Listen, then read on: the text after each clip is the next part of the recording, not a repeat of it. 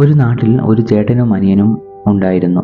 അതിൽ ചേട്ടൻ തൻ്റെ ഭാര്യയെയും കുട്ടികളെയും വലിയ ഇഷ്ടത്തോടെയാണ് നോക്കിയിരുന്നത്. എന്നാൽ അനുജൻ തൻ്റെ ഭാര്യയെയും മക്കളെയും യുക്തിപരമായ രീതിയിലായിരുന്നു നോക്കിയിരുന്നത്.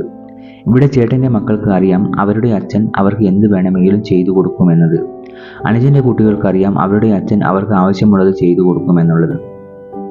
ചേട്ടൻ ഇഷ്ടത്തോടെ ചെയ്യുന്നതെല്ലാം അദ്ദേഹത്തിൻ്റെ കുട്ടികൾക്ക് വേണ്ടത് മാത്രമാണ്. കാരണം അവർ ആഗ്രഹിക്കുന്നതും അവർക്ക് വേണ്ടത് മാത്രമാണ്.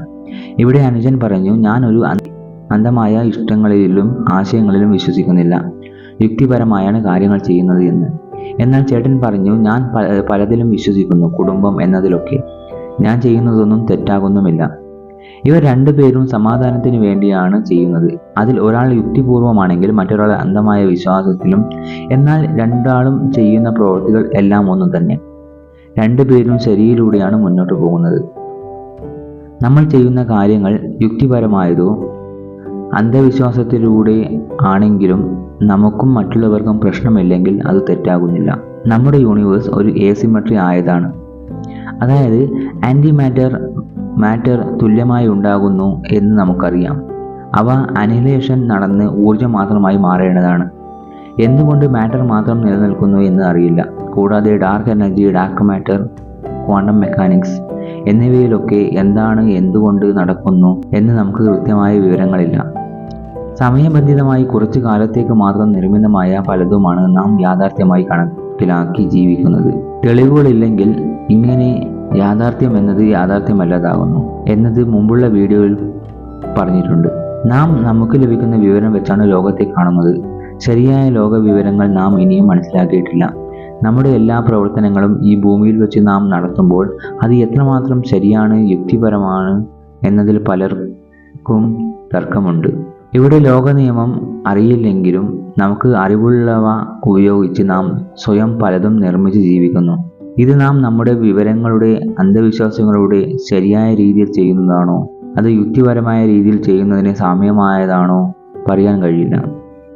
നാം അറിയാതെയും യുക്തിപരമായ കാര്യങ്ങൾ ചെയ്യാം. മറ്റുള്ളവർക്ക് പ്രശ്നമില്ലെങ്കിൽ എല്ലാം ശരിയാണ്. ഒരു പഴയ കഥ ഓർമ്മയിൽ നിന്ന്. വിവിധങ്ങളായ സ്റ്റാമ്പ് കളക്ട് ചെയ്യുന്ന കുറേ പേരുണ്ടായിരുന്നു എൻ്റെ നാട്ടിൽ. സ്റ്റാമ്പ് കളക്ട് ചെയ്യാത്ത ആളുകളും ഉണ്ടായിരുന്നു. ഈ രണ്ടു കൂട്ടരുടെ പ്രവൃത്തികളും അവർക്ക് സ്വയം സമാധാനവും ചുറ്റുപാടുള്ളവർക്ക് ഒരു പ്രശ്നവും ഉണ്ടാക്കുന്നില്ല. അവർ യുക്തിപരമായ തീരുമാനത്തിലെത്തി. പലതിലും വിശ്വസിക്കുന്നവരും ഒന്നിലും വിശ്വസിക്കാത്തവരും ശരിയാണ്, ഒന്നു തന്നെയാണ്. ഇവിടെ ആരാണോ മറ്റുള്ളവരുടെ സമാധാനപരമായ ജീവിതത്തിന് പ്രശ്നമാകുന്ന രീതിയിൽ താനോ തൻ്റെ കൂട്ടത്തിൽ ഉള്ളവർ പ്രവർത്തിക്കുന്നതാണ് ശരി, എൻ്റെയോ ഞങ്ങളുടെയോ പ്രവർത്തന രീതിയാണ് ശരി എന്ന് വിശ്വസിച്ച് താൻ പ്രവർത്തിക്കുന്നത് പോലെ എല്ലാവരുടെയും പ്രവർത്തനം ഇതുപോലെ ആകണം എന്ന് പറയുകയും പ്രവർത്തിക്കാൻ നിർബന്ധിക്കുന്നതുമാണ് തെറ്റായ അന്ധവിശ്വാസം. പക്ഷേ മനുഷ്യൻ്റെ സമാധാനപരമായ ജീവിത രീതി എന്നതിനുള്ള ലോക നിയമമോ വിവരങ്ങളോ ഇതുവരെ കണ്ടെത്തിയിട്ടില്ല. മറ്റ് ജീവജാലങ്ങൾ പരിണാമത്തിലൂടെ പല രീതികളിലും ജീവിക്കുന്നത് പോലെയാണ് നാം ഇന്ന് ജീവിക്കുന്നത്. നാം ഇന്ന് ഉപയോഗിക്കുന്ന നിയമവും രീതിയും സമാധാനത്തിന് വേണ്ടി മനുഷ്യനിർമ്മിതമാണ്. അതിനാൽ ഒരു കൂട്ടം മനുഷ്യരുടെ തീരുമാനം മറ്റു കൂട്ടം മനുഷ്യർക്ക് ശരിയാവണമെന്നില്ല. ഇത് വ്യത്യസ്ത ഘടകങ്ങളിലും ബാധകമാകുന്നു. ഒരു കുടുംബ നിയമം മറ്റൊരു കുടുംബത്തിനോ, കുടുംബ നിയമങ്ങൾ സമൂഹത്തിനോ, സാമൂഹിക നിയമങ്ങൾ രാജ്യത്തിനോ, മാനുഷിക ധാർമ്മികത ശാസ്ത്രധാർമ്മികതയുമായോ ചേരണമെന്നില്ല. ചിന്തകൾ, വികാരങ്ങൾ, അവബോധം, ശാരീരിക നിയമങ്ങൾ എല്ലാം വിഭിന്നമായി തമ്മിൽ പ്രശ്നത്തിലാകുന്നു. ഇവിടെയാണ് യൂണിവേഴ്സൽ തിയറിയുടെ പ്രാധാന്യം. എന്താണ് മനുഷ്യൻ? എന്തിനാണ് മനുഷ്യൻ ജീവിക്കേണ്ടത്? ശരിയേത്, തെറ്റേത്? എന്താണ് യൂണിവേഴ്സ്, ക്വാണ്ടം വേൾഡ്, ആസിമെട്രി ഫോർമേഷൻ? എന്തുകൊണ്ട് മനുഷ്യർക്ക് ഇതുവരെ ഇത് ലഭിക്കാതിരുന്നത്? അല്ലെങ്കിൽ ഇതിനു മുൻപ് ഇത് ലഭിച്ചിട്ടും മനസ്സിലാക്കാൻ പറ്റാതെ പോയത്? ഞാൻ നേരത്തെ പറഞ്ഞതുപോലെ യൂണിവേഴ്സിനെ ശരിക്കും നമുക്ക് അറിയില്ല. നമ്മുടെ അറിവുകൾ എല്ലാം കഴിഞ്ഞകാല അനുഭവങ്ങളാണ്. നാം ഉണ്ടാക്കുന്ന ഭാവിയും കഴിഞ്ഞകാല അനുഭവത്തിൻ്റെ തുടർച്ചയായാണ്. ഒന്നും തന്നെ പുതിയതില്ല. പിന്നെങ്ങനെയാണ് യൂണിവേഴ്സൽ തിയറി ഒരു മനുഷ്യൻ നിർമ്മിക്കുമ്പോൾ അത് പിന്നെയും മനുഷ്യ നിർമ്മിതിയല്ലേ? അത് കഴിഞ്ഞ അനുഭവങ്ങളിൽ നിന്ന് തന്നെയല്ലേ എന്നായിരിക്കും. കൂടാതെ നാം ദിവസവും പുതിയത് ഉണ്ടാക്കുന്നില്ലേ എന്നാവും സംശയം. നാം നമ്മുടെ അനുഭവങ്ങളിലെ കഴിഞ്ഞ വിവരങ്ങൾ ഉപയോഗിച്ചാണ് ഭാവിയെ കാണുന്നത്.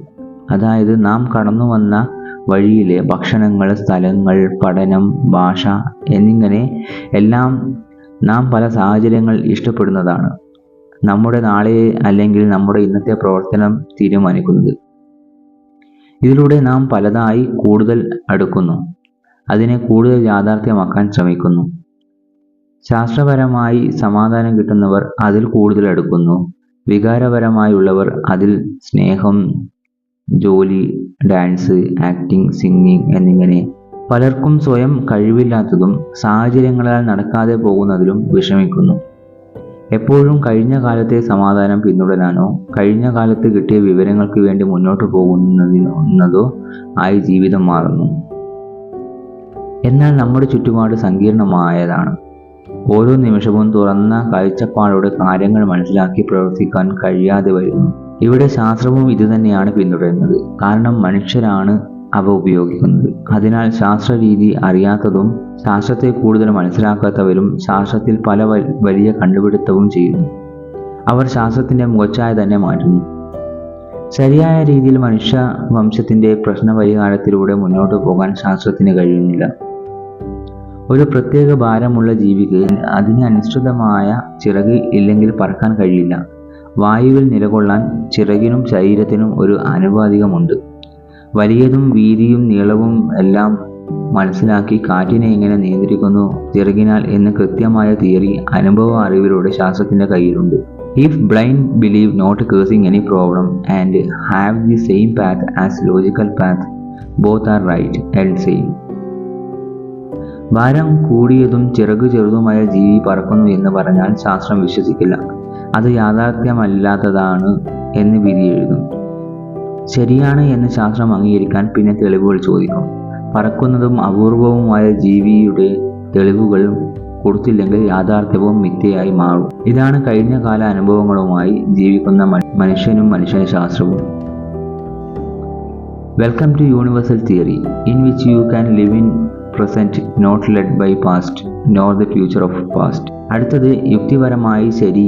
I don't have political leaning and don't watch politics because 100% literacy. How science can't interfere common human life. The universal theory breaks all past knowledge of logic.